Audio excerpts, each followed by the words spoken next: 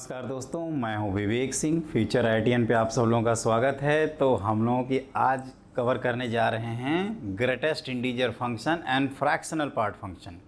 दोस्तों, आगे बढ़ने से पहले आपसे रिक्वेस्ट है कि आप हमारे चैनल पर नए हैं तो आप हमारे चैनल को सपोर्ट करिए, प्रमोट करिए। ये मेरा चैनल उन बच्चों को समर्पित है जो भविष्य में आईआईटीएन बनना चाहते हैं, 1% भी इच्छा रखते हैं कि मुझे, और मैं आपको इतना यकीन दिलाता हूँ दोस्तों कि अगर आप हमसे जुड़ते हैं और हमारे चैनल को सपोर्ट और हमसे हमारी कही हुई बातों को मानते हैं तो आईआईटी बॉम्बे के कंप्यूटर साइंस से एमएनआईटी इलाहाबाद की कंप्यूटर साइंस तक मैं आपको यकीन के साथ कह सकता हूं कि उसकी रैंक आ जाएगी। उसमें आपकी जो मेहनत और श्रद्धा, जिस हिसाब से आप मेहनत करोगे, लगन से, कहते हैं ना, inspiration, motivation, dedication to get success, कितने आप इंस्पायर्ड हैं, मोटिवेटेड हैं, डेडिकेशन आप शो करते हैं, उसके बेसिस पे आपकी रैंक डिपेंड करेगी। तो ये आपका चैनल है बच्चों। तो आपसे रिक्वेस्ट है कि जो भी आपके क्लासमेट हैं, स्कूल फ्रेंड्स हैं, जो भी आपके कांटेक्ट में हैं, 8, 10, 20, 50, 100, 200 जितने बच्चे होंगे, सबको आप हमारे चैनल के बारे में रिकमेंड कर दीजिए। ये आपका चैनल है, अपने चैनल को प्रमोट करिए। मैं चाहता हूँ कि एक कोर क्वालिटी एजुकेशन हर भारतीय का अधिकार है और एक शिक्षक होने के नाते ये मेरी रिस्पॉन्सिबिलिटी है कि मैं हर एक एक बेहतर शिक्षा आप तक मिले और भारत के घर घर तक शिक्षा पहुँचे। इसमें मुझे आपकी मदद की ज़रूरत है और इसमें आप ज़रूर मेरा सहयोग करेंगे। जितना आप शेयर कर सकते हैं आप करिए, हमें प्रमोट करिए, सपोर्ट करिए। इसके लिए मैं तहे दिल से आपका आभारी रहूँगा। तो बच्चों, हमने मॉडुलस फंक्शन पढ़ लिया है, अब आगे बढ़ते जाएँ।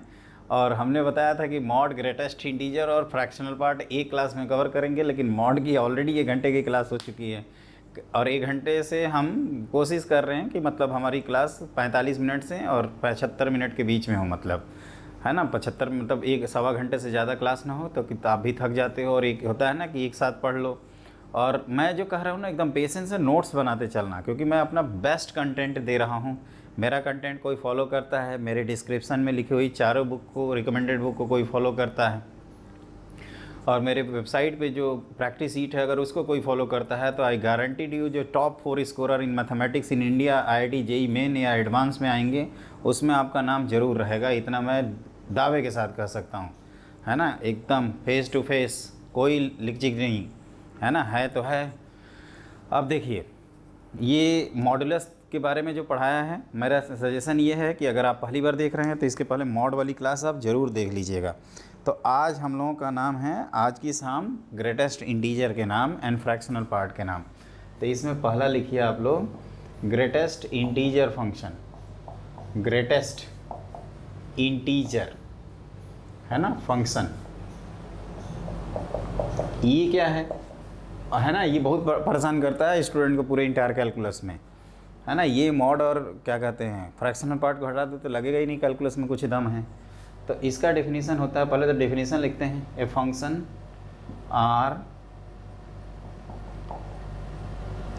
F defined from R to R defined by f of x equal to greatest integer of x. इसको कई तरीके से पढ़ते हैं, ब्रैकेट ऑफ एक्स भी पढ़ सकते हैं, सबसे आसान होता है इंटीग्रल पार्ट ऑफ एक्स पढ़िए या ग्रेटेस्ट इंटीजर ऑफ एक्स पढ़िए। Is called greatest integer function, is called greatest integer function, greatest integer function.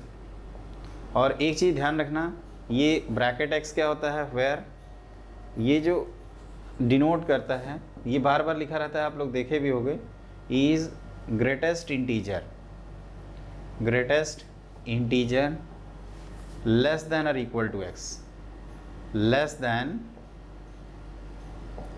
और equal to x, equal to x, है ना। अब देखो, इसको मैं कैसे समझता था, पहले मैं समझाते भी जाऊंगा एक एक करके, है ना, समझाएंगे तो ज़्यादा अच्छा रहेगा आपको। देखिए, जैसे मान लीजिए कि 5.2 का हमें ग्रेटेस्ट इंटीजर लिखना है ना। एक चीज़ ध्यान रखना बच्चों, यहीं पे स्टार्ट हो रहा है तो मैं पहले ही बोल देता हूँ, ये ब्रैकेट जब हम मेंशन नहीं करेंगे तो डिफ़ॉल्ट केस रहेगा ग्रेटेस्ट इंटीजर, वैसे लिखा रहता है।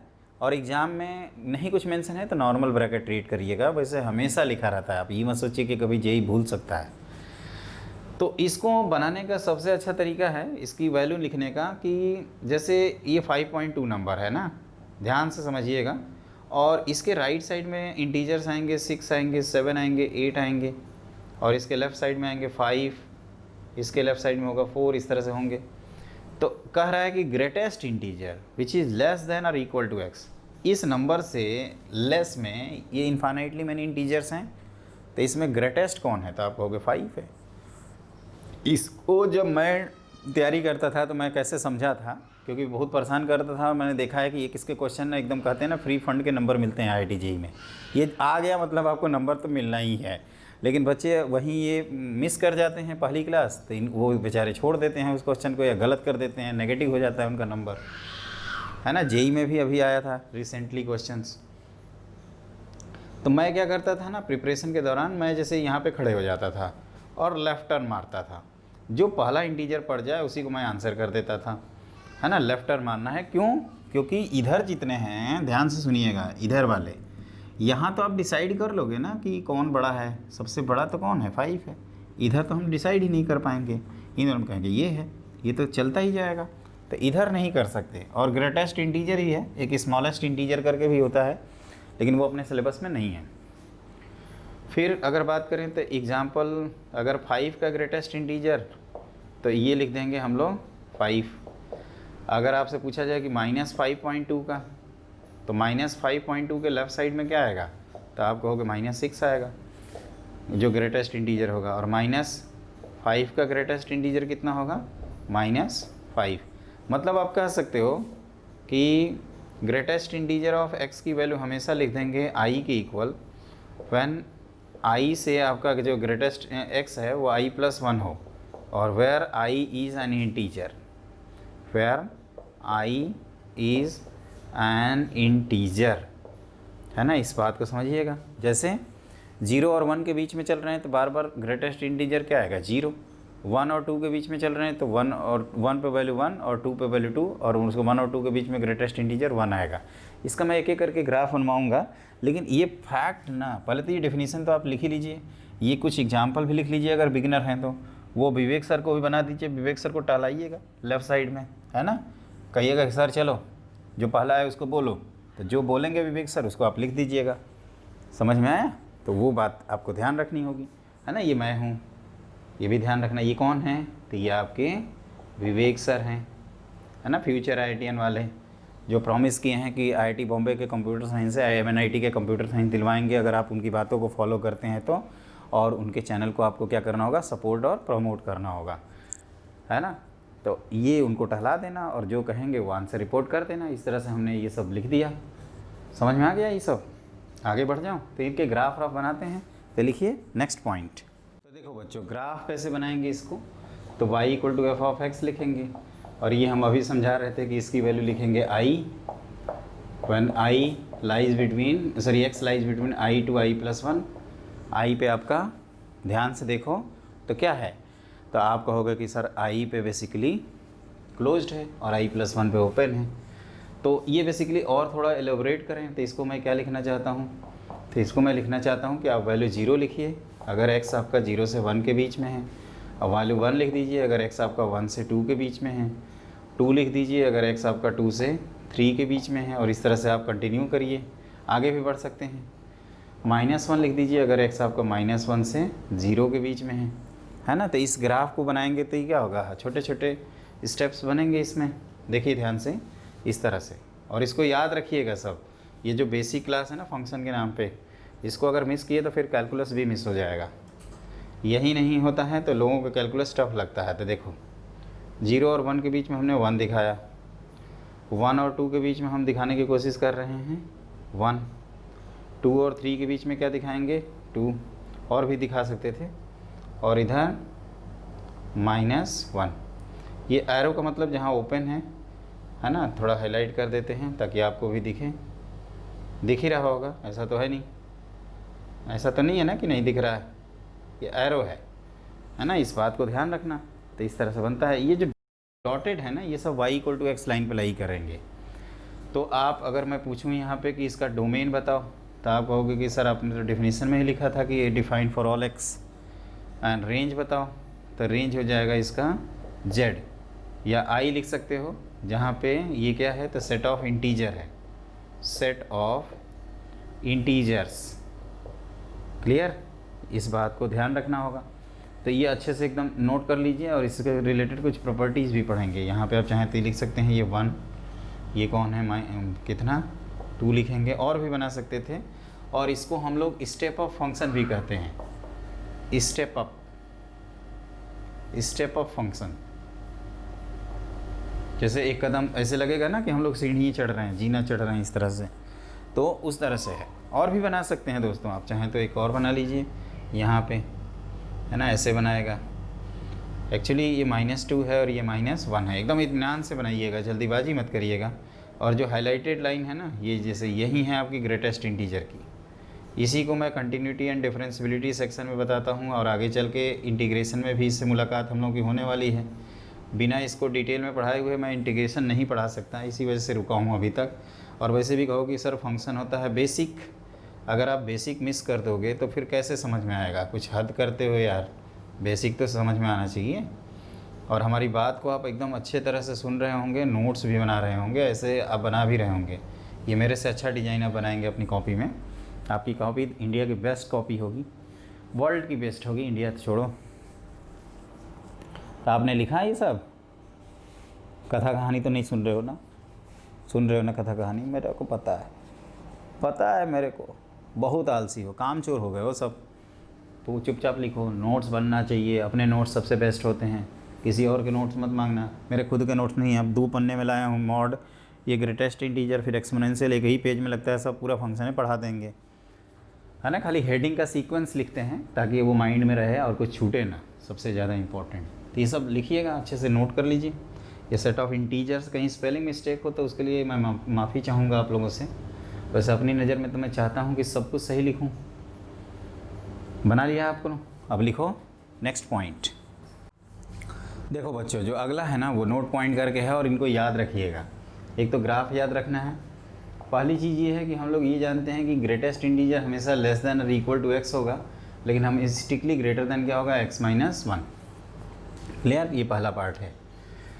ये कहाँ से आया? तो जैसे मैं आपको बता रहा था ना कि जो ग्रेटेस्ट इंटीजर है इसकी वैल्यू आप i लिखोगे, अगर x आपका i से लेकर i+1 तक वेरी करेगा, तो यहाँ पे अगर वैल्यू रख दोगे तो greatest integer of x less than और इक्वल टू x, और ये less than greatest integer of x+1, तो इसका इंटरसेक्शन और इसका इंटरसेक्शन लेंगे तो ये अपने आप आएगा, मतलब दोनों का इंटरसेक्शन। दूसरा होता है बच्चों की जो ग्रेटेस्ट इंटीजर ऑफ x है और ग्रेटेस्ट इंटीजर ऑफ -x है, इसकी 2 वैल्यूज़ आती हैं। अगर इंटीजर है x तो इसकी वैल्यू आ जाती है 0, और अगर x नॉन इंटीजर है तो इसकी वैल्यू आ जाती है आपकी -1। जैसे मैंने 5.2 का ग्रेटेस्ट इंटीजर कितना लिखा था, 5 लिखा था, -5.2 का 6 लिखा था, दोनों का सम कितना होगा, -1। लेकिन 5 का ग्रेटेस्ट इंटीजर मैंने 5 लिखा था और -5 का -5 लिखा था, दोनों का सम कितना हो जाएगा, 0। तो इस पॉइंट को आपको याद रखना है। तीसरा इसमें होता है कि अगर हम इसमें कोई इंटीग्रल नंबर ऐड करेंगे तो वो नंबर सिंपली ब्रैकेट के बाहर आ जाएगा। Integral part of x + m equal to integral part of x + m। यहाँ पे m आपका कोई भी पॉजिटिव नेगेटिव इंटीजर हो सकता है। एक ये होता है जो उतना ज़्यादा इम्पॉर्टेंट नहीं है ना, लेकिन हाँ इनको ध्यान रखिएगा, कभी कभार हेल्प करता है। ये इनके प्रूफ नहीं बताएंगे, बड़े लेंदी होते हैं इनके proof. x + 1/n plus x + 2/n, है ना, इस तरह से x प्लस, आप चाहते एक और लिख दो, नहीं तो सीरीज़ क्लियर नहीं दिखेगी आपको। x plus greatest integer of x + 3/n, और ये कहाँ तक लिखोगे, तो greatest integer of x + n - 1/n, तो ये वैल्यू हो जाती है ग्रेटेस्ट इंटीजर ऑफ nx, है ना। पीरियोडिक फंक्शन आगे पढ़ेंगे तो उस पर बेस्ट एक क्वेश्चन भी करेंगे। और एक और होता है जो उतना ज़्यादा तो नहीं है इम्पोर्टेंट, लेकिन आप इसको लिख लीजिए कि greatest integer of x + greatest integer of y, ये +1 हो जाता है। एग्जाम्पल से हम लोग कन्फर्म कर सकते हैं। And this is less than और equal to greatest integer of x, मतलब ग्रेटर देन और equal to greatest integer of y। यहाँ इक्वालिटी रहती है, यहाँ नहीं रहती है। एक बार कन्फर्म कर लेते हैं। कैसे कन्फर्म करेंगे, तो कहोगे कि ये सर हमेशा लिखवा रहे हो। तो मान लीजिए एक 5 है एक 6 है, तो 5 और 6 11, यहाँ पे भी 11, तो इक्वालिटी होल्ड करेगी। लेकिन यहाँ पे इक्वालिटी नहीं होल्ड करना चाहिए, तो यहाँ से आप हटा दीजिए, ये गलत लिखा था मैंने, इसको आप सही कर लेना अच्छे से। वहाँ इक्वालिटी लेफ़्ट साइड में होल्ड कर जाएगी, यहाँ इसलिए नहीं होगी क्योंकि आप दोनों को ऐड करोगे तो ये हमेशा उससे ग्रेटर आएगा। कैसे? तो इसको मैं समझाता हूँ। देखो जैसे मान लीजिए एक इसको कंफर्म करने के लिए ना दोस्तों क्या है, बोरली चेक किया करो। जैसे 5 है, 2 है, 5 और 2 कितना होता है 7, 7 का ग्रेटेस्ट इंटीजर 7 आएगा। ये 5 और ये 2 सम 7 और एक 8, तो 7 जो है वो 8 से तो लेस ही है ना। डेसिमल में चलते हैं, जैसे एक 5.2 ले लेते हैं तो 5.2, एक आप ले लीजिए 2.9, तो 5.2 और 2.9 कितना होगा बताइए। तो कहोगे कि सर 5.2 और 2. एक बार कंफर्म कर लेते हैं इसको, ये सही है ना, नहीं तो पता लगा कि हम कुछ उल्टा सीधा ही कर रहे हैं और आप भी कहोगे कि सर कुछ और ही करने लगते हैं, है ना। तो एक बार भावनाओं में बहने से पहले एक बार चीज़ें कंफर्म कर ली जाएँ, है ना। ये मिलता भी नहीं है जल्दी, कहाँ गया, कहाँ गए हो भाई, जल्दी जग जाओ, जग जा भाई, कहाँ गया। 1 मिनट बच्चों मैं बताता हूँ,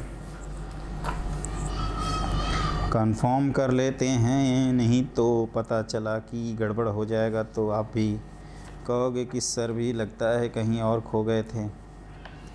1 मिनट में कंफर्म करता हूँ, कहाँ गए भाई, लगता है ये भी खोपचे में छुप गया है।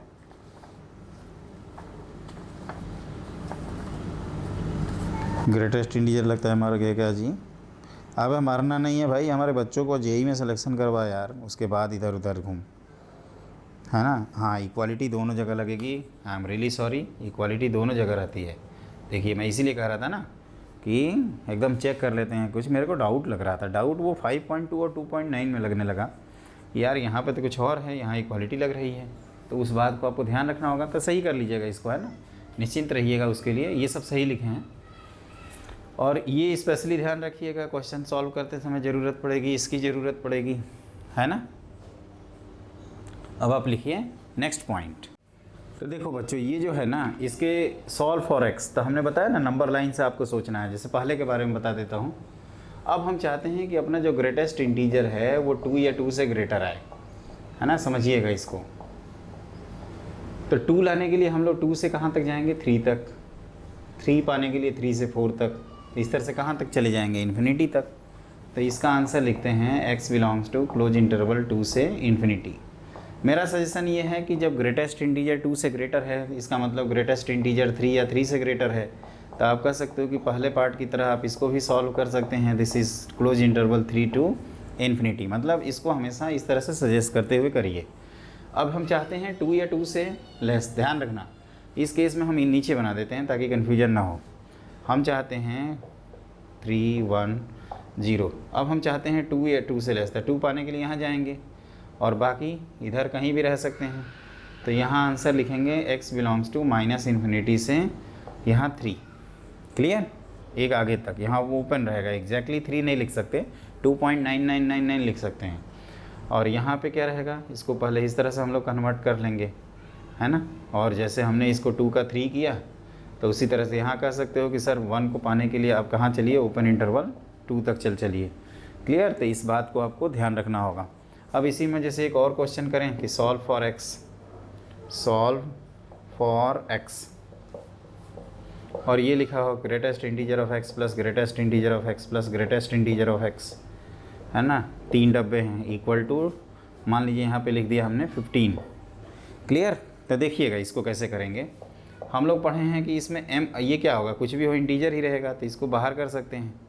तो ग्रेटेस्ट इंटीजर ऑफ x, और इस पूरे डब्बे को बाहर करोगे तो x plus greatest integer of x equal to 15। Again ये ग्रेटेस्ट इंटीजर है, मतलब इंटीग्रल पार्ट है, इंटीजर है कुल मिला के, तो उसको बाहर कर सकते हैं।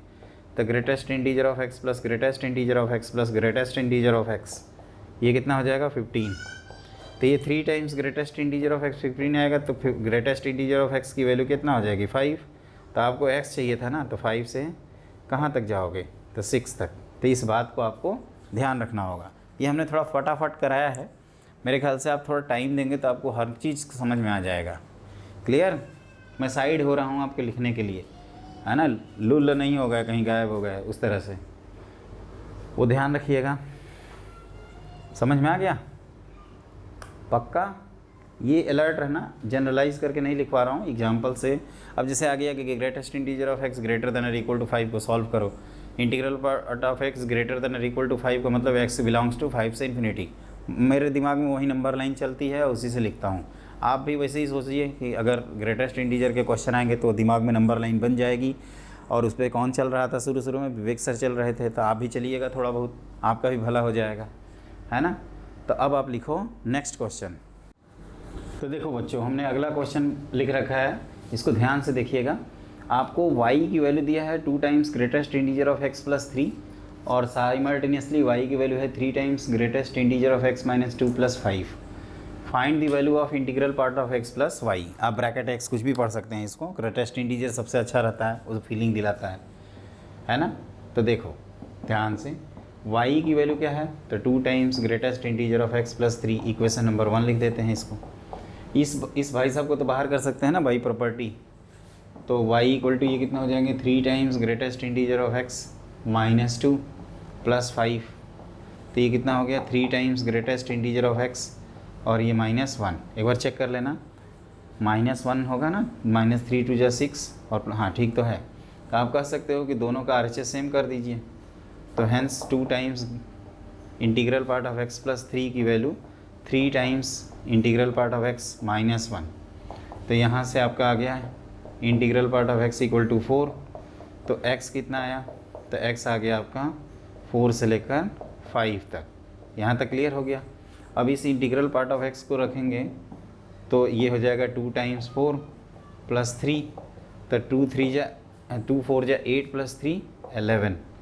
तो आपको अगर मैं पूछूं कि x जैसे सिंस x की वैल्यू कहाँ से कहाँ तक है? 4 से 5, तो x प्लस वाई कहाँ से कहाँ तक लाई करेगा? तो आप 11 ऐड कर दोगे, तो ये हो जाएगा x प्लस 11 से x प्लस वाई लाई करेगा 5 प्लस 11 तक, 4 प्लस 11 से। तो 4 प्लस 11 इज 15। तो ये नंबर लाई करेगा दोस्तों x प्लस वाई 16 तक। और जो कोई नंबर 15 से 16 तक अगर लाई करता है तो उसका ग्रेटेस्ट इंटीजर हम लोग कितना लिखते हैं बच्चा लोग? तो कहो कि सर 15 लिखते हैं। ये दूर से कुछ और तो नहीं दिख रहा है ना? इसको अच्छे से आप नोट्स वोट्स बनाइएगा। क्या किया इसमें बताओ, क्या कराया?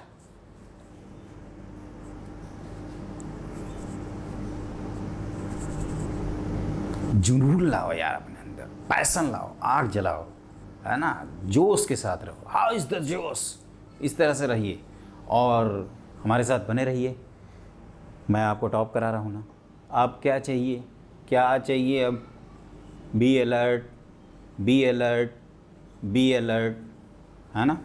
चौकन्ना रहिए। काक चेष्टा वको ध्यानम स्वर्ण निद्रा तथैव च अल्पहारी बृहत्यागी विद्यार्थी पंचलक्षण च। काक चेष्टा होनी चाहिए, चेष्टा करते रहिए, प्रयास, कंसंट्रेटेड रहिए, है ना, चौकन्ना रहिए, कम खाना खाइए और थोड़ा बहुत दुनियादारी से थोड़ा सा दूर रहिए, थोड़ा सा सैक्रिफाइस करिए, ज़्यादा नहीं, सैक्रिफाइस करिए। मतलब हम फैमिली को नहीं छोड़ने के लिए बात कर रहा हूँ, जो चौका चौथ वाली दुनिया है मैं उनसे थोड़ा लाइमलाइट से दूर करने की बात कर रहा हूँ। थोड़ा सा रहिए। वो कहते हैं ना कि मेहनत इतनी खामोशी से करो कि सफलता शोर मचा दे। इस पे काम करना है, इस पे वर्क करिए, है ना। तो देखो क्या किया हमने, ये लिखा आपने, दोनों को इक्वल कर दिया क्योंकि दोनों भाई साहब y ही थे। तो वहाँ से हमें ग्रेटेस्ट इंटीजर ऑफ x की वैल्यू मिल गई, उसको पुट किया तो y मिल गया, x का रेंज भी आया, x प्लस वाई का रेंज आया 15 से 16 और x प्लस वाई का ग्रेटेस्ट इंटीजर 15 भी आ गया। और इस तरह से हम लोग हैप्पी भी हो गए, है ना। तो आप अच्छे से नोट कर लीजिएगा इस क्वेश्चन को और इसके बाद हम लोग करेंगे अपना नेक्स्ट क्वेश्चन। देखिए दोस्तों, एक इस तरह के क्वेश्चन जेईई मेन में आते रहते हैं। जो हमने फार्मूला लिखवाया था ना, ये उस पर बेस्ड नहीं है क्योंकि फार्मूले में 1/n से n-1/n तक गए थे। यहाँ 1/n 2/n से लेकर ये n-1 नहीं है, ये तो हम लोग काफ़ी एक्सीड कर गए हैं 999 से। तो ऐसे क्वेश्चन में बेसिक का यूज़ किया जाता है, थोड़ा सा बड़ा लिखना पड़ेगा आपको, है ना। और ये मालूम है कि इसका एक इंटीग्रल टाइप इंटीजर ही आएगा आंसर। तो देखिए ये 1/2 का ग्रेटेस्ट इंटीजर, फिर 1/2 प्लस 1/1000 लिखा है ना, समझिएगा। और ये कहोगे कि सर ये जब चल रहा है तो 1/2 प्लस आप यहाँ 500 लिखोगे तो ये 1/2 होगा, मतलब 499 अपॉन 1000 लिखते जाओ, है ना। फिर आप 1/2 प्लस 500 बाई 1000, है ना। इस तरह से आप लिखोगे कहाँ तक, तो आप कहोगे कि सर ये हो जाएगा आपका, यहाँ बीच में लिखा होगा आपने 1/2 प्लस 1500 मतलब 1500, तो 1499 होल डिवाइडेड बाई 1000, है ना। समझिएगा, मैं समझाने की कोशिश कर रहा हूँ, पहले लिख लूँ, क्योंकि इससे क्वेश्चन में मैंने देखा है पेशेंस बहुत ज़्यादा मांगता है। तो ये 1500 लिख दिया। अब क्या करोगे, आगे बढ़ोगे, है ना। इससे चल रही है पार्टी अभी। तो अगला आएगा 1/2 plus 2500 whole divided by 1000 plus, आप आगे बढ़ते जाओगे तो एक और चाहें तो लिख सकते हैं, है ना। लिखने की ज़रूरत नहीं है इसकी। और कहाँ तक गए होंगे, तो ये है 2946, तो 1/2 प्लस 2946 अपॉन 1000 है, ये ध्यान रखना। अब देखो क्या है कि यहाँ से यहाँ तक ये जो नंबर है ये 1/2 से लेस होगा, तो आप कहोगे कि 1/2 में 1/2 से लेस नंबर में 1/2 ऐड करेंगे तो 1 से लेस होगा, और ये क्वांटिटी 0 से 1 के बीच में होगी, तो ग्रेटेस्ट इंटीजर सभी के क्या आ जाएंगे, 0, है ना। तो डायरेक्ट आंसर करते हैं, तो हम लोगों ने 0 लिखा, है ना। पूरा भूल ही जाते हैं, आप चाहो तो इसे लिख सकते हो। और 0 ये कितने टर्म का सम है, तो 1 से ये टोटल कितने टर्म्स हैं, 500 प्लस। अब यहाँ हम लोगों को पहली बार दोस्तों 1 मिलेगा, और ये 1 कहाँ तक मिलेगा, तो आप कहोगे कि इसके पहले तक, तो ये कितने हैं, 1000 हैं, है ना। फिर यहाँ हमें पहली बार 2 मिलेगा, क्योंकि ये 3/2 होता है, और 3/2 प्लस 1/2 कितना होता है, 2 का ग्रेटेस्ट इंटीजर 2। और अगेन इसके पहले तक मिला होगा, ये आप चाहो तो यहाँ लिख सकते हो 1/2 प्लस 2499 अपॉन, तो यहाँ तक आपको 2 मिला होगा, तो ये भी 1000 टर्म है, प्लस 3 मल्टीप्लाइड बाई, अब यहाँ से यहाँ तक गिनना है, तो आप काउंट करिए, तो ये हुआ 446, हाँ, और एक वो भी है ना 2500 वाला, तो ये हो जाएगा 447, तो इसको काउंट कर लेना, यही आपका आंसर है। तो ये हो गया 3000, और ये हो जाएगा 7 3 जा 1, कितना होता है ये, अरे यार वही है ना कि जो टेबल है हम हिंदी में याद किए हैं वही बोलते रहते हैं। 3 7 जा 1, सॉरी 21, 3 7 21, 3 चौक 12 तो 14, और 3 चौक 12 1 13, तो कितने हुए, गिनो इनको, तो 1 4 3 4 4 3 4 1, एक बार आंसर चेक कर लेते हैं, 4 3 4 1 बिल्कुल सही आंसर है। लेकिन इतना पापड़ बेलने के बाद ये आंसर मिला, ध्यान रखिएगा, जल्दीबाजी मत करिएगा। स्टूडेंट लोग इसमें जल्दीबाजी करता है और फंस जाता है, तो आप मेरे ख्याल से जल्दीबाजी नहीं करोगे, प्रॉमिस करो नहीं करोगे, और हमें सपोर्ट भी करोगे, ये भी प्रॉमिस किया है ना आपने। आप कोशिश करिएगा, मैं वादे नहीं कहता हूँ, क्योंकि वादे अक्सर टूट जाते हैं, कोशिशें कामयाब हो जाती हैं। तो मैं आपको उस कोशिश का इंतज़ार करूँगा, क्योंकि मैंने कहीं पढ़ा है कि कोशिश करने वालों की कभी हार नहीं होती। तो आप हमारे लिए कोशिश करिए, मैं आपके लिए कोशिश कर रहा हूँ, है ना।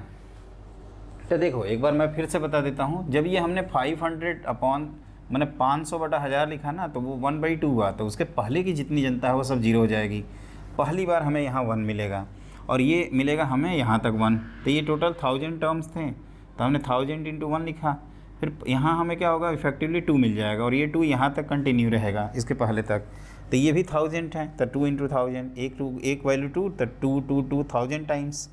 अब यहाँ से स्टार्ट हो जाएगी 3 वैल्यू मिलना, क्योंकि ये 5/2 होता है ना। अब ध्यान से देखो, ये 5/2 है प्लस 1/2 3 होता है, और यहाँ तक 3 मिलेगा, तो ये कितने टर्म है टोटल, तो कहोगे कि 447 टर्म्स है। तो आपने 1000 इंटू, वो तो 0 ही हो गया है, ये 1000 × 1 2000 × 100, सॉरी 1000 × 1 2000 × 2, और ये 447 मल्टीप्लाइड बाई 3। तो इस तरह से हम लोगों का आंसर है 4341। तो ये कंसेप्ट क्लियर हुआ आप लोगों को, कुछ पक्का क्लियर हो गया ना, झूठ तो नहीं बोल रहे हो ना। तो अब हम लोग इसमें पढ़ेंगे अपना फ्रैक्शनल पार्ट फंक्शन, उसको भी पढ़ लेते हैं, फिर मिक्स तरह के क्वेश्चन करेंगे। तो लिखिए नेक्स्ट पॉइंट। तो देखो दोस्तों, ये क्या होता है कि एक नया फंक्शन है जो ग्रेटेस्ट इंटीजर से मिलता जुलता है, और ये क्या होता है इसकी डिफिनीसन, तो इसके पहले डिफिनीसन लिख लेते हैं। तो a function defined from R to R defined by f of x equal to, इसको ऐसे लिखते हैं, आप भी लिखते जाइएगा, है ना, सुनिए मत कथा कहानी की तरह।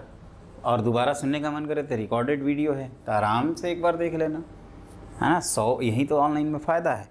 ये कई बच्चों को वो होता है कि ऑनलाइन और ऑफलाइन में क्या डिफरेंस है, हम ऑनलाइन कैसे पढ़ाई करें कि ऑफलाइन को फेल कर दें, उसके लिए भी मैं मोटिवेशनल वीडियो बनाऊंगा।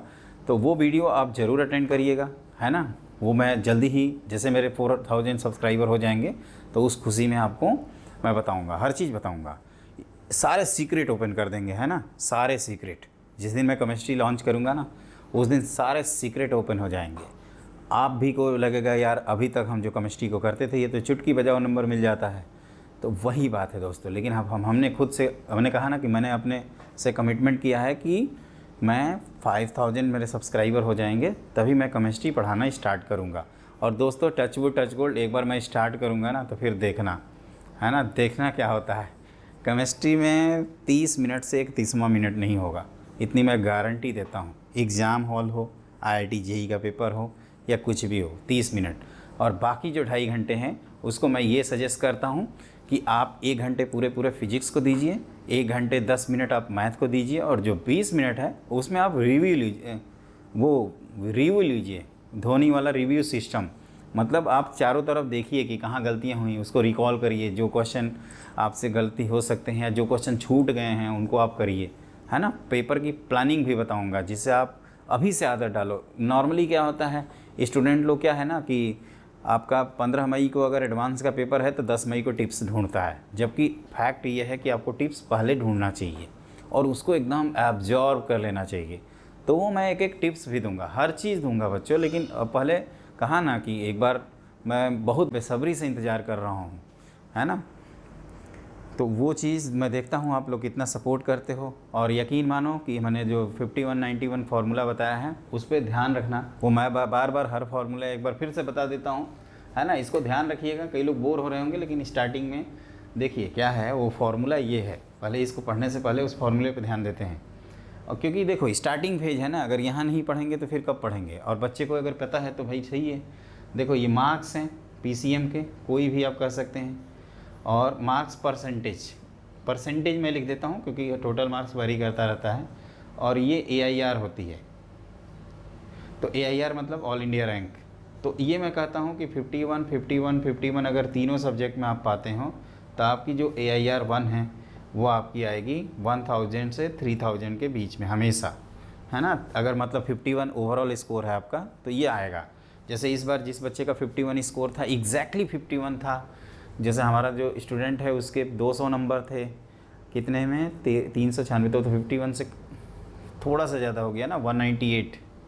तो 51 के आसपास ही था, उसकी 1300 के करीब रैंक थी। ये एकदम दूसरा क्या है कि अगर आप एक सब्जेक्ट में फोड़ते हो, जैसे मैथ्स में हमने फोड़ दिया और 2 सब्जेक्ट में 51 स्कोर कर लिया, 51 मतलब 50% से थोड़ा सा ज़्यादा, तो आप क्या करिए, एक जीरो यहाँ से उड़ा दीजिए, तो ये आपकी रैंक आ जाएगी ऑल इंडिया, है ना।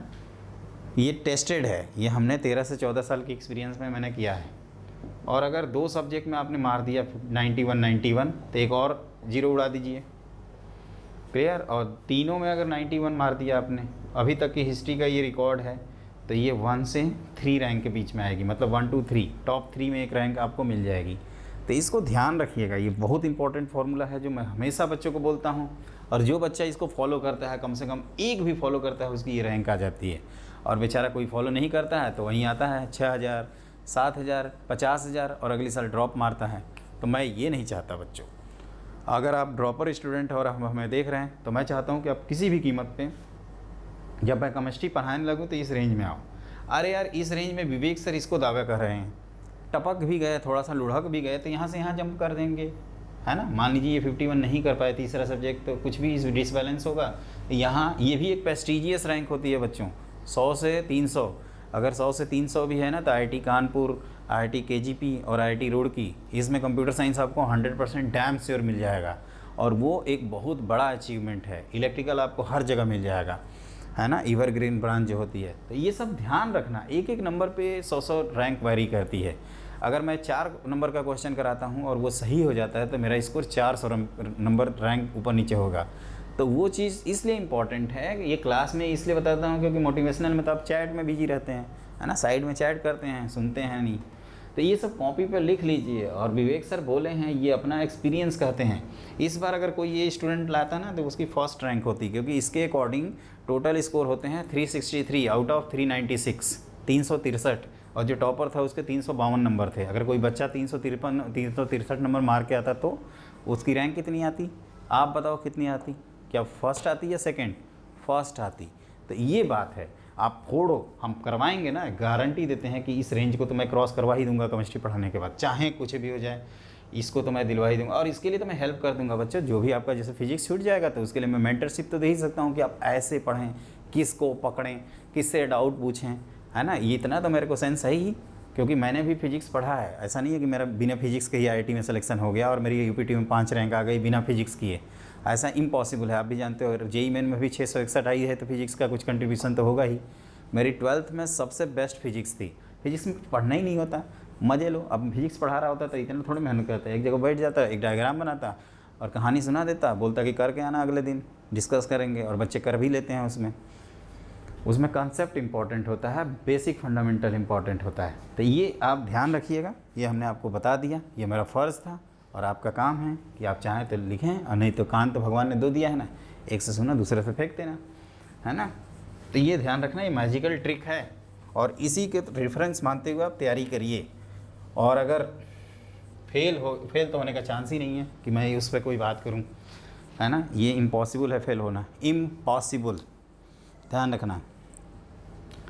तो देखो, ये मैं कह रहा था कि ये जो फ्रैक्शनल पार्ट है, part of x defined by, इसको ऐसे लिखते हैं x minus greatest integer of x। Clear? तो x minus greatest integer of x, इसको ऐसे लिख देते हैं, is called fractional part function. आप चाहो तो पूरा कंप्लीट कर लो पहले। Is called fractional part function,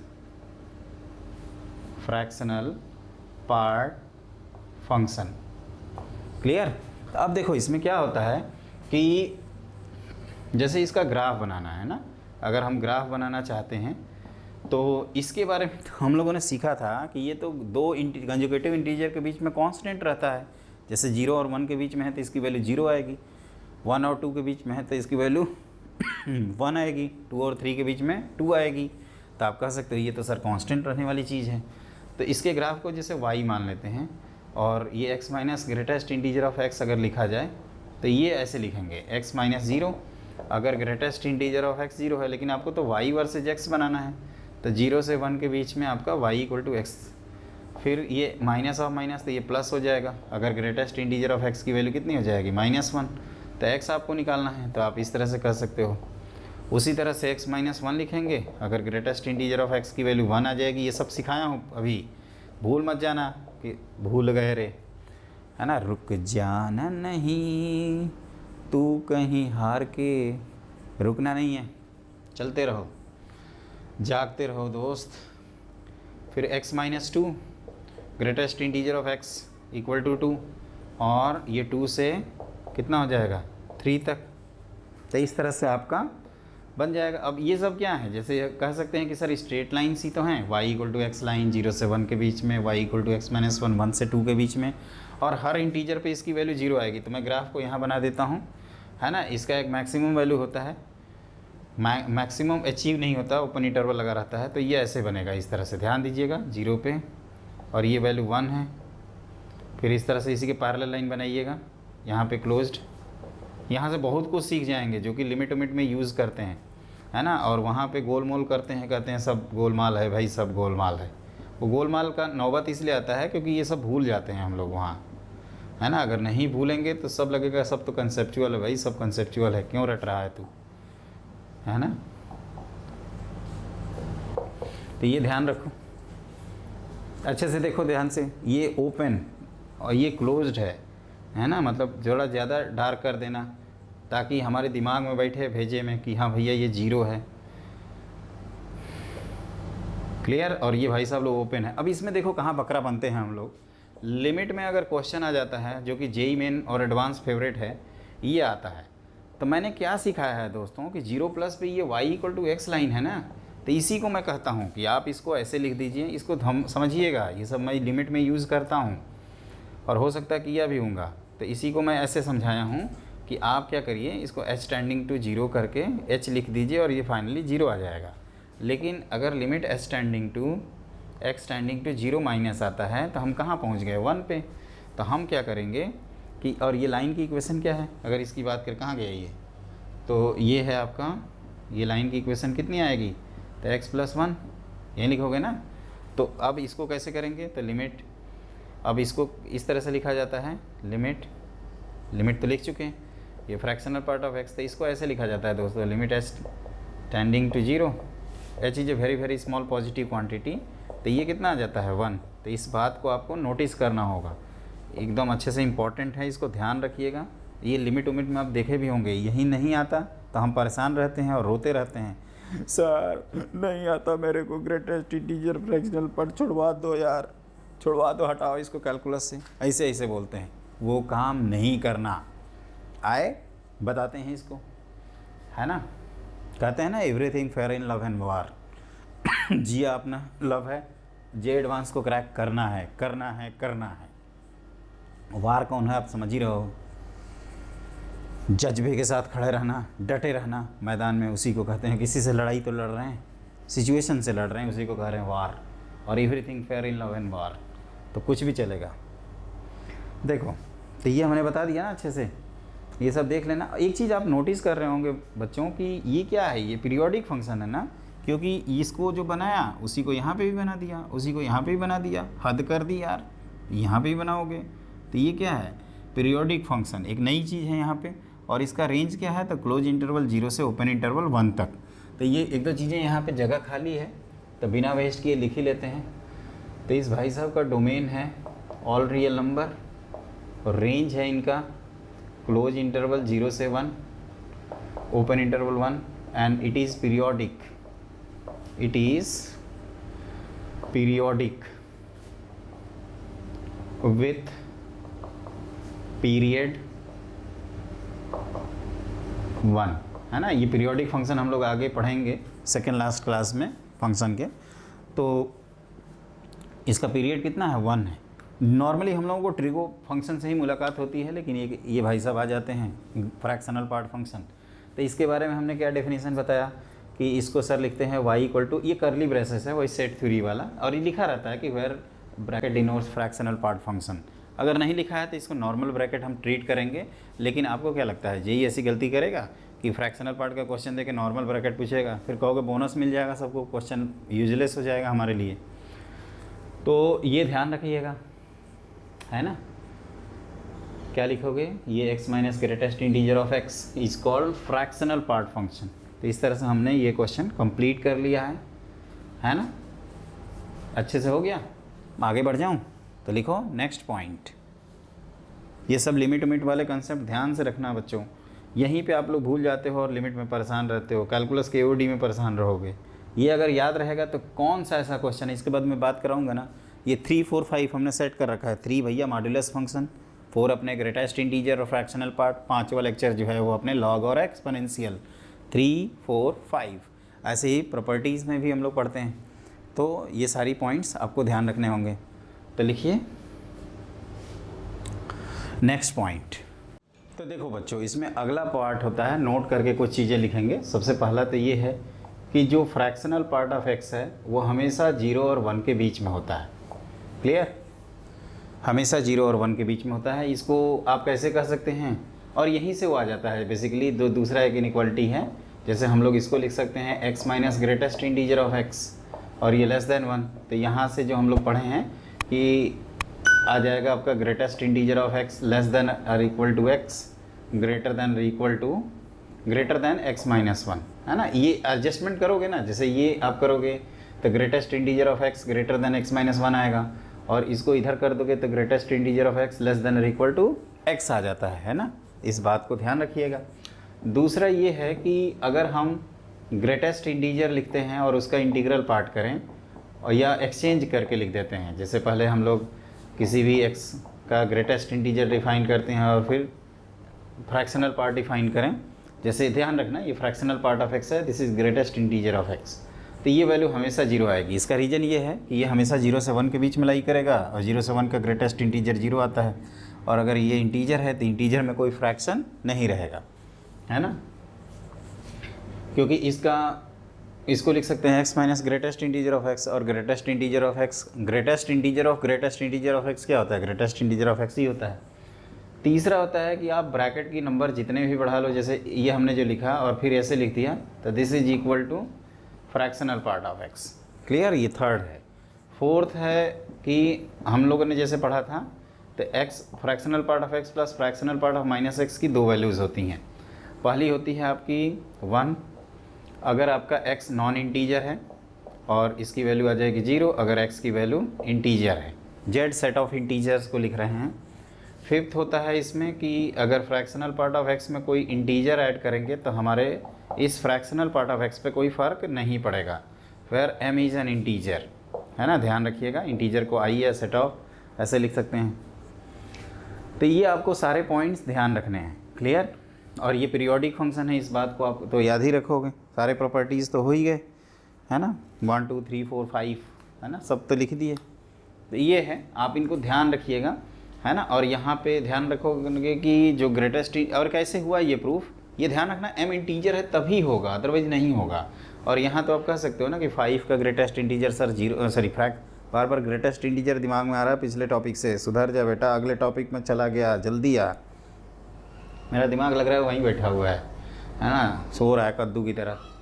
अरे भाई फ्रैक्शनल पार्ट स्टार्ट हो गया, अगले क्लास में आपका लॉग और एक्सपोनेंशियल स्टार्ट हो जाएंगे, कहाँ टेंशन ले रहा है तू यार, क्यों ऐसा कर रहा है तू। देखो, तो ये है मैं कह रहा हूँ कि fractional part of x plus fractional part of minus x equal to 1 और 0। उसमें क्या था, उसमें हमने ये लिखवाया था कि greatest integer of x plus greatest integer of minus x की वैल्यू -1 होगी अगर x नॉन इंटीजर है, और 0 होगी अगर x इंटीजर है ना। इस पॉइंट को आप ध्यान रखिएगा, तो ये सारे पॉइंट्स लिख लीजिए, क्लियर। तो ये, और सबसे इम्पॉर्टेंट कि ये पीरियोडिक फंक्शन है और इसकी पीरियोडिसिटी कितनी है, 1 है। तो अब इस पे बेस कुछ बच्चे क्वेश्चन करेंगे, तो आप लिखो अगला क्वेश्चन। तो देखो बच्चों, एक इस तरह के क्वेश्चन आते हैं कि सॉल्व फॉर x, और ये दिया है 2 times greatest integer of x minus 7 times fractional part of x equal to 3 minus x. ये लिखा रहेगा आपका हमेशा कि देयर, ये this is denote GIF and this is denote fractional part function, है ना। ये आपको हमेशा एग्जाम में मेंशन रहेगा, हमने आपको बोल दिया वो चीज़ मेंशन रहेगी। तो देखिए, इस तरह के क्वेश्चन करने का, ये जो लीनियर इक्वेशंस हैं उसकी एक ट्रिक होती है कि x की वैल्यू i प्लस एफ लिखते हैं, है ना। पहली चीज़ ये ध्यान रखना, i बेसिकली होता है आपका ग्रेटेस्ट इंटीजर ऑफ x, और ये इंटीजर है, और इज़ एन इंटीजर। ये ध्यान रखना, किसी भी x को आप ऐसे लिख सकते हैं, और f क्या है, basically fractional part of x है, और इसकी वैल्यू होती है f की 0 से लेकर 1 के बीच में, और इसको फ्रैक्शनल पार्ट कहते हैं। तो ये क्या हो जाएगा, तो 2 times i minus 7 times f, ये i है ना, क्योंकि इसको ग्रेटेस्ट इंटीजर कह रहे हैं, equal to 3 minus i plus f. तो यहाँ से क्या होता है, i in terms of f आ जाता है, तो आप आराम से निकालिए। तो 2i minus 7 times f equal to 3 minus i minus f. तो ये इधर आएगा तो 6f हो जाएगा, और ये सब उधर जाएंगे तो 3i माइनस कितने हो जाएंगे, 3। तो f की वैल्यू ध्यान से देखो तो कितनी आ गई, i माइनस 1/2 के इक्वल। एक बार चेक कर लेना कैलकुलेशन, ये 6f हुआ, ये 3i माइनस 3, i माइनस 1/2 के इक्वल।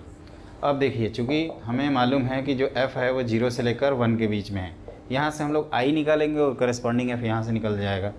तो ये 0 से i माइनस 1 कहाँ तक, i माइनस 1/2 1 तक होगा, तो 2 से मल्टीप्लाई करेंगे, there is no change in sign of inequality, यहाँ 0 होता है, और ये i माइनस 1 और इधर 2, 1 ऐड कर दीजिए तो ये 1, और ये हो जाएगा i और इधर 3। तो ये कौन कौन से आ रहे हैं इंटीग्रल, तो 1 और 2।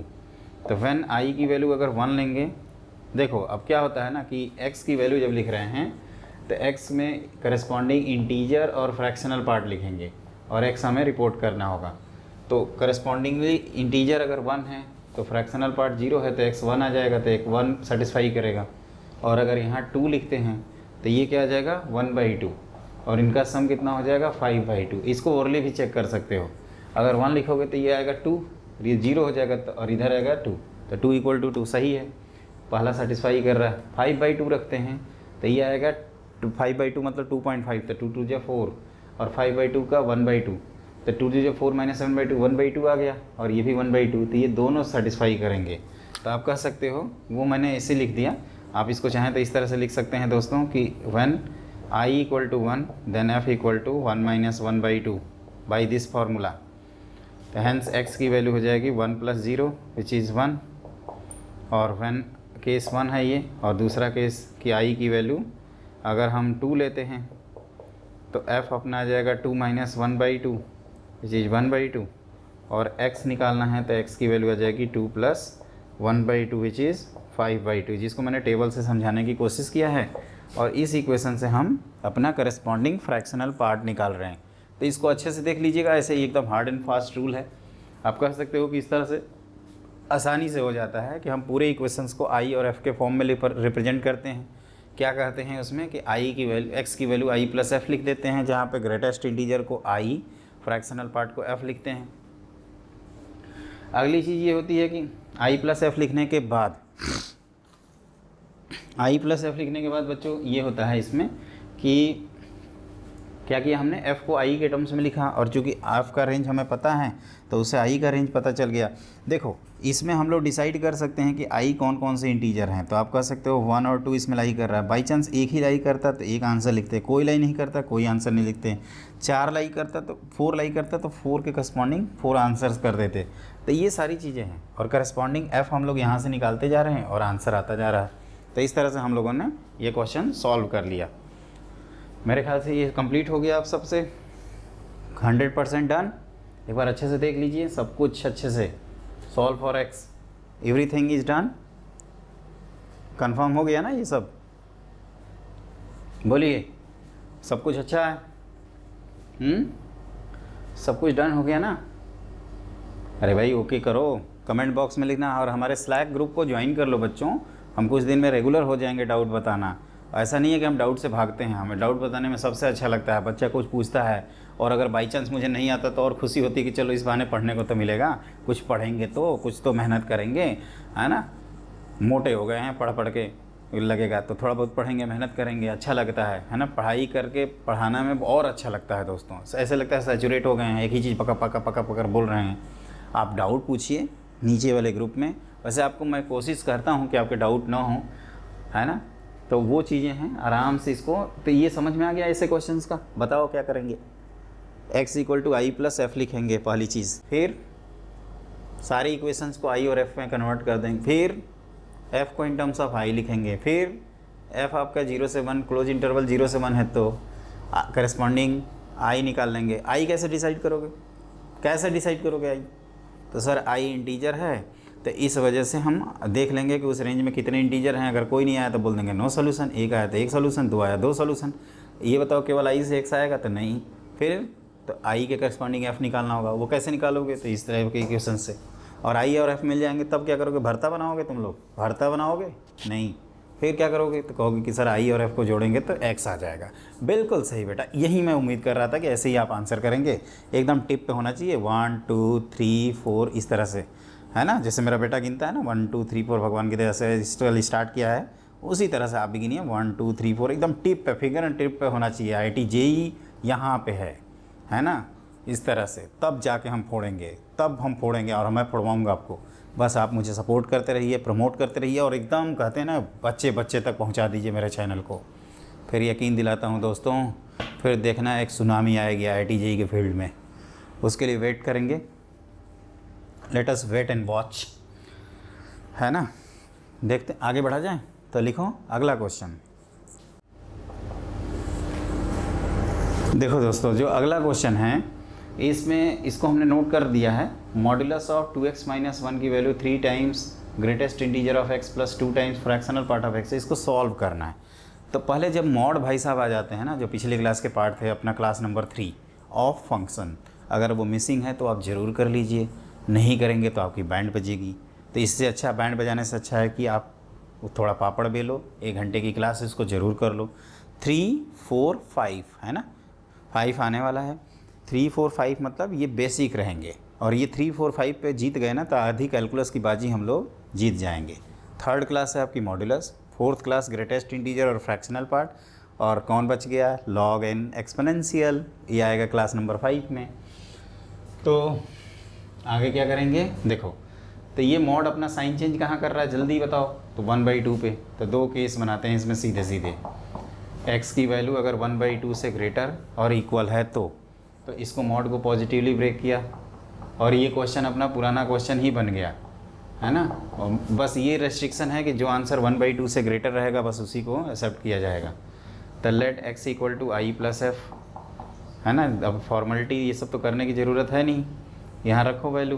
तो ये 2 times i + f -1 = 3i + 2f। क्या करते थे यहाँ से f की वैल्यू निकालते थे, तो ये 2i + 2f -1 = 3i + 2f।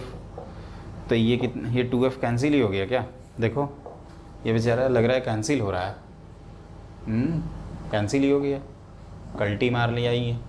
तो कितने हुए जी, तो इधर हो गए i, और i की वैल्यू कितनी आ रही है -1, और -1 तो इस रेंज में है नहीं, बेचारा चला गया है ना, क्योंकि f आ जाएगा इसके करस्पॉन्डिंग।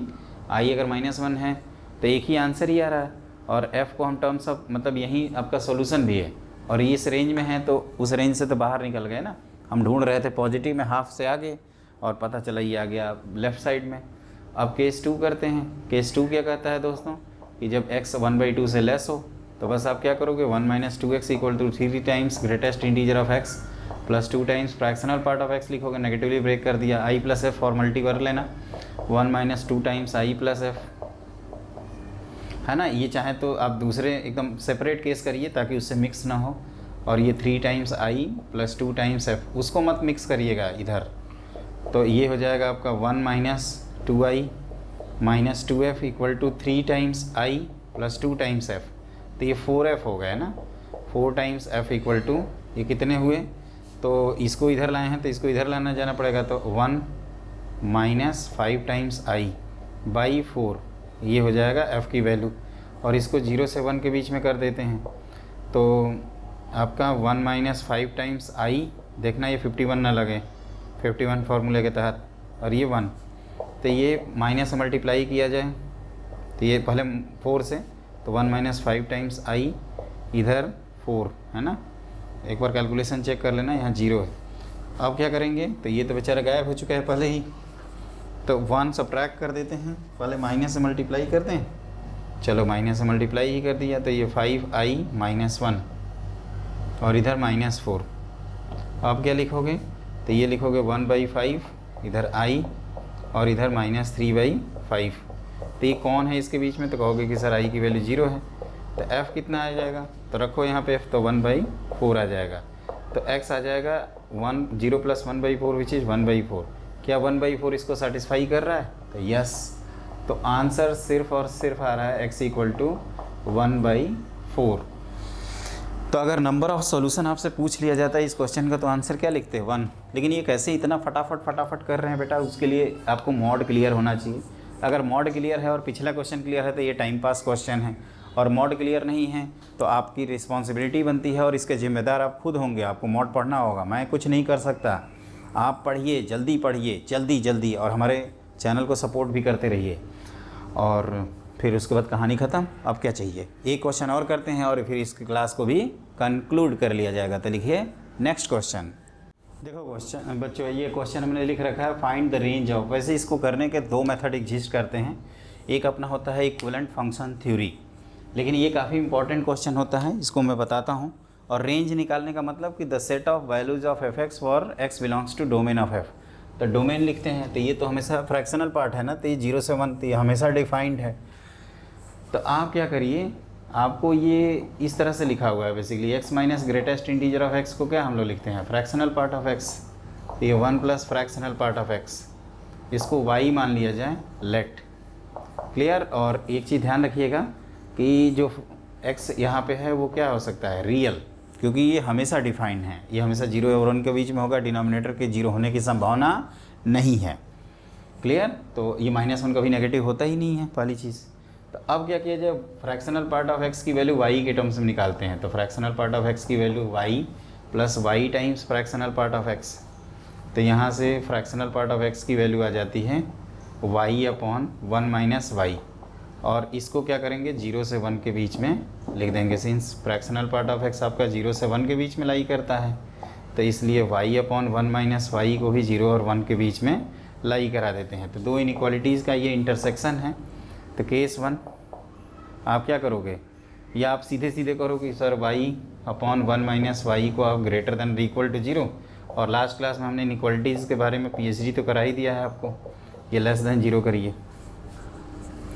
तो पहले पार्ट से क्या आएगा, पहले पार्ट से है ना, केस 1 अलग अलग कर लेते हैं नहीं तो कन्फ्यूजन होगा। एक माइनस से मल्टीप्लाई कर दो, फिर मेथड ऑफ इंटरवल से क्या लिखोगे इसका आंसर, 0 से लेकर 0 पे क्लोज्ड और y और 1 तक लिखेंगे।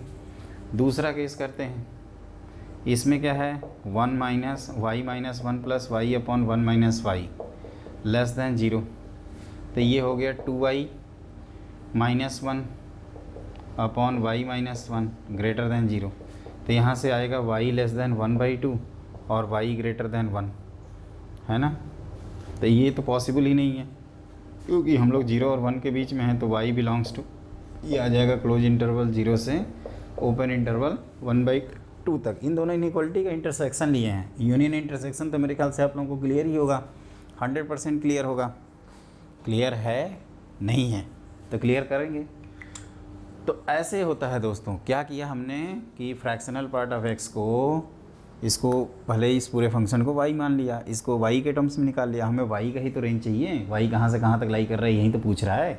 तो फ्रैक्शनल पार्ट को y के टर्म्स में जो निकाला है इसको हमें मालूम है ये है, तो इससे हमें y मिल गया और वहीं आंसर हो गया क्लोज इंटरवल 0 से हाफ तक। इसका एक और मेथड होता है जिसको मैं तुरंत बता देता हूँ। तो देखिए ये आप अच्छी तरह से नोट कर लिया है ना, थोड़ा बहुत डिफ्रेंशिएशन का आइडिया होगा तो वैसे मैं बताते चलूँगा ताकि आप कनेक्ट हो जाएंगे। तो मैं इसको मिटा रहा हूँ दोस्तों, देखो इसको देखिएगा। ये तो मान लीजिए थोड़ा ज़्यादा ही लेंदी कर दिया हमने, और लेकिन क्या करेंगे अगर dy/dx नहीं पता होगा तो यही करेंगे जो हम बताए हैं, है ना। वही सबसे आसान मेथड है और सबसे सिंपल भी है, ये भी ध्यान रखिएगा, है ना। देखो इसको एक और अल्टरनेट तरीका है करने का कि यहाँ पे f ऑफ x की वैल्यू क्या है, ध्यान से देखिए अल्टरनेटिव मेथड। तो आप कहोगे कि सर ये है fractional part of x upon 1 plus fractional part of x। समझ में आया, ये अच्छे से लिखना आप लोग, ऐसे मत खींच देना। अब हम लोग क्या करेंगे ना कि फ्रैक्शनल पार्ट मतलब fx fractional part of x पे डिपेंड कर रहा है, और मतलब कह सकते हैं कि fx can be express in terms of fractional part of x। तो ऐसा करते हैं, फ्रैक्शनल पार्ट ऑफ x के रेंज से fx को रेंज निकालते हैं। तो इसकी वैल्यू 0 से 1 वेरी करती है। तो हमने क्या किया, एक नया फंक्शन माना जिसमें ये t वेरिएबल है, जिसको t अपॉन 1 प्लस टी लिखते हैं, जहाँ पे t अपना फ्रैक्शनल पार्ट ऑफ x है और ये पता है कि ये क्वांटिटी 0 से 1 के बीच में होती है।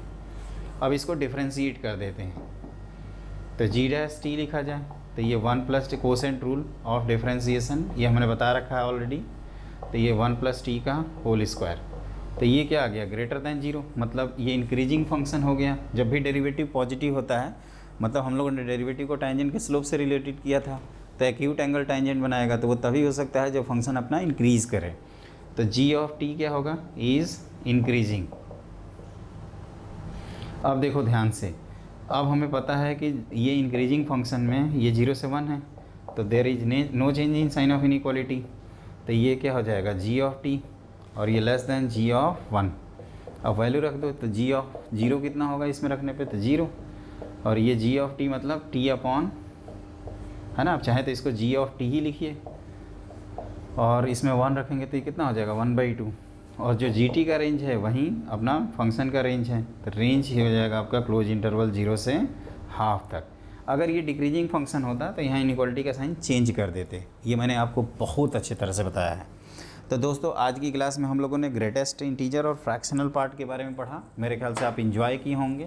मेरी रिक्वेस्ट है और आपसे गुजारिश है कि आपको अगर नहीं समझ में आया तो फिर से एक बार नोट्स बनाने के बाद फिर से लेक्चर सुन लीजिए। मेरे ख्याल से आपको दूसरी से तीसरी बार की ज़रूरत नहीं पड़नी चाहिए। लेकिन अगर कोई प्रॉब्लम है तो आप हमारा स्लैक ग्रुप ज्वाइन कर लो, उसमें आप डाउट पूछ सकते हो। देखो बच्चा, हम लोग मैं क्या करता हूँ ना, स्लैक जैसे सुबह सुबह जब होता है तो पहले मैं स्लैक का ही रिस्पॉन्स करता हूँ, और 10-15 मिनट रिस्पॉन्स कर देता हूँ जो बच्चे डाउट पूछे रहते हैं। तो आप भी हमारे स्लैक ग्रुप से जुड़िए, वो हमारा पर्सनल ग्रुप है और उसमें फ़ोन नंबर नहीं देना है आपको, व्हाट्सअप, कंप्यूटर, किसी दूसरे के कंप्यूटर, कहीं भी ईमेल आईडी से वो चला सकते हैं।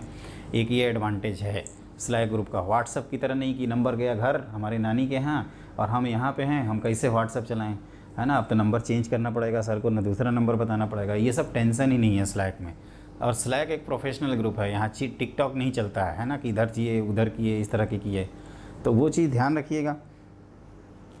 अगली चीज़ क्या है इसमें कि आपको मतलब इधर ताक झांक नहीं चलता है, हमारा टिकटॉक से ये मतलब था और कुछ नहीं मतलब है ना। और अपना कुछ मत समझ लेना कि हम किसी की बुराई कर रहे हैं। और अगली चीज़ ये है कि आप हमारे साथ जुड़िए, और हमारा चैनल में भविष्य में जो बच्चे IITian बनना चाहते हैं ये उनको समर्पित है, उनको डेडिकेटेड है, उनको मैं डिवोट किया हूँ, उनको समर्पित किया हूँ। और उन बच्चों का कर्तव्य है कि हमारे चैनल को अपना चैनल मानते हुए हमारे को सपोर्ट करें, प्रमोट करें। और आपके जितने दोस्त हैं ना बच्चा लोग, आपके जितने दोस्त हैं, जितने हैं, 5 हैं दोस्त, 10 हैं, 50 हैं, 500 हैं, 5000 हैं, आप सब लोगों से शेयर करिए। एक बार हमारा चैनल रिकमेंड कर दीजिए, उनको बता दीजिए, एक बार उनको कहिए कि एक बार तुम देख लो, उसके बाद छोड़ दीजिए उनको अगर 1% भी लगता है कि IIT में सिलेक्शन लेना है तो वो मुझे ज़रूर जुड़ेंगे, इतना मेरे को पूरा भरोसा है ना। और आप क्या करेंगे कि आज की क्लास प्रॉपरली रिवाइज़ करेंगे, और 3, 4, 5 है ना, ये फंक्शन का कोड वर्ड रहेगा। ये अगर आपने जंग जीत लिया तो आगे आपको कहीं दिक्कत नहीं आएगी बच्चा लोग, तो ये बात समझिएगा।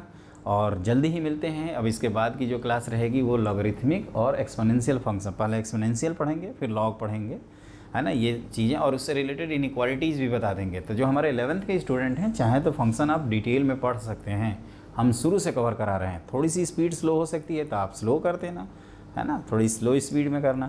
जैसे कई बच्चों को स्लो लगता है तो वो फास्ट कर देंगे, इतना तो 1x 2x 1.5x इस तरह का तो है ही आपकी स्पीड करने का ऑप्शन, है ना। तो जल्दी मिलते हैं, और ज़रूर एक नई उम्मीद और एक नई उमंग के साथ अपने अंदर झील पैदा करिए। करना है करना है करना है। मेरे 51-91 फार्मूले के बारे में ज़रूर सोचिएगा कि मैंने क्या बोला था, इसीलिए मैंने क्लास में बताया, क्योंकि क्लास में आप अटेंटिव रहते हैं और उसको नोट्स में भी लिखे होंगे, मेरे को पूरा भरोसा है ना। एक कान से सुनेंगे, दूसरे कान से फेंक भी सकते हैं, अगर आपको इंपॉर्टेंस उसकी नहीं समझ में आती है तो इसमें मैं कोई हेल्प नहीं कर सकता आपकी। तो मेरे ख्याल से बच्चों एंजॉय करोगे, और जो भी दिक्कत होगी स्लैक ग्रुप और हमारे नीचे दिए हुए कमेंट बॉक्स में आप कर सकते हैं, मैं उसको रिप्लाई ज़रूर करूँगा। अब जल्दी मिलते हैं। Have a great day, good luck, जय हिंद, वंदे मातरम।